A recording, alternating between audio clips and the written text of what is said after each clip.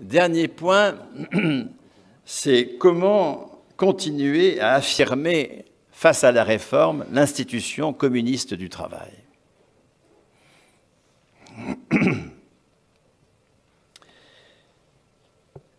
Ça ne peut pas être par le plein emploi, le pôle public bancaire, la réduction du temps de travail, la bonne fiscalité. Tout ça, c'est une impasse.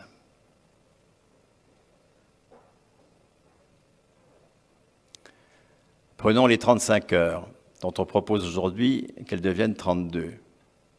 Ce n'est pas moi qui ai eu comme charge de travail obligatoire 156 heures par an qui va être contre le passage aux 32 heures hebdomadaires. C'est encore beaucoup trop. 4 ou 5 heures par semaine, dans certains lieux, c'est très largement suffisant. On ferait moins chier le monde si on était moins souvent, parfois, au boulot. D'accord. Donc la question n'est pas là. Ne me faites pas dire ce que je ne dis pas. Mais penser que c'est le partage du travail qui va résoudre la question est totalement aberrant. C'est qu'on accepte la définition capitaliste du travail, ne travaillent que ceux qui mettent en valeur du capital, les autres dépensent, et donc que c'est une quantité fermée, qui en plus, si on en croit Stigler, va encore diminuer au cours des prochaines décennies, et donc il faut le partager. Vous voyez ?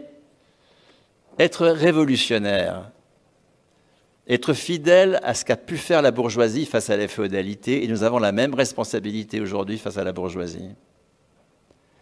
C'est non pas mieux partager le travail du servage, c'est transformer le statut politique du travailleur, transformer le serf en homme libre, femme libre sur le marché du travail. Aujourd'hui, bien sûr qu'il s'agit d'en finir avec le marché du travail, évidemment, mais vous voyez que, encore une fois, la responsabilité historique des révolutionnaires, c'est non pas de mieux partager le travail dans son acception capitaliste, mais de poursuivre la sortie du travail du carcan capitaliste tel que 1946, le statut de la fonction publique, etc., l'a commencé.